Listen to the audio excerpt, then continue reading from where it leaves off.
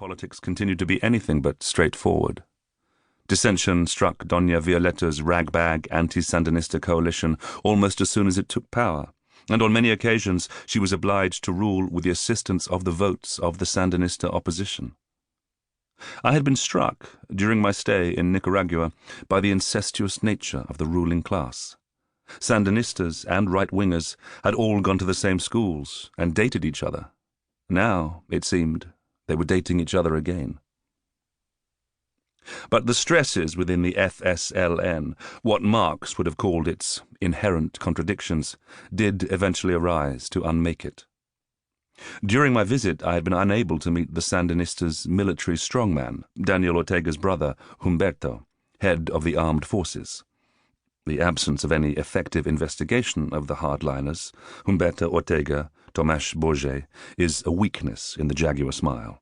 It seems probable that they were kept away from a non-Marxist like myself. The difference between the Ortega brothers and the group headed by Sergio Ramirez, whose key role it had been to persuade the urban middle class to support the revolution, became untenable. Ramirez left the movement, and the Sandinistas were hopelessly split. At the personal level, too, there were ruptures. Daniel Ortega and Rosario Murillo separated.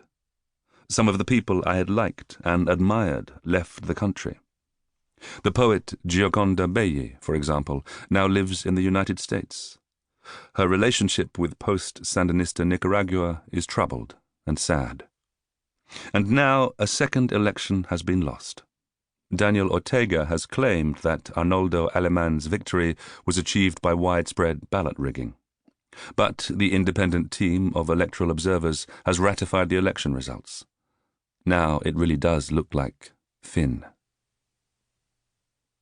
In 1986, the story of Nicaragua looked to me like a David and Goliath saga. The Sandinistas, for all their incompetencies and faults, and on rereading, I'm glad to find I said a good deal about those faults, seemed like U.S. cultural mythology's quintessential little guys who stand up against the Mr. Bigs of the world and refuse to admit defeat. It looked, too, like a tale of unrequited love. Nicaragua, which loved the music, poetry, and baseball of the United States, was being crushed by its powerful, careless beloved. Politics is not often so poignant. A decade later, romance has given way to what cynical commentators call reality. That is, the irresistible power of superpower itself. Just do as we say, as the White House emissary told Foreign Minister Discotto. Nowadays, in the epoch beyond the end of history, that instruction cannot be ignored. In 1986, Mario Vargas Llosa had spoken of the silent majority of anti-Sandinista democratic Nicaraguans, a majority that then seemed more like a wish than a truth. Now, that majority exists. Mario would say it always existed, and if I am wrong, then he is right, but one might also argue that it was created. Footnote. Mario, who has been a stalwart friend and ally to me, has this at least in common with Daniel Ortega, that they both vociferously opposed the death threat of the 1989 Khomeini fatwa against my novel, The Satanic Verses. I should say, for the sake of objectivity, that it is Mario's view, expressed on a French TV program in which we both participated, that as I have grown older, I have grown more politically sensible and therefore more conservative. I fear he may be right. I fear he may be wrong. After a long, hopeless war, people will settle for peace at almost any price.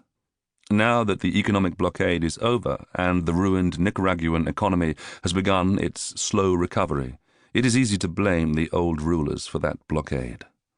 The power of superpower, first to describe a given leadership as unacceptable, then to create the circumstances in which it becomes unacceptable, and finally to obliterate the memory of its, the superpower's, own part in the process.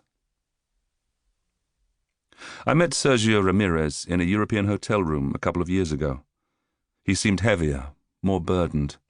I have corresponded with Gioconda Belli. It is plain from these and other contacts that the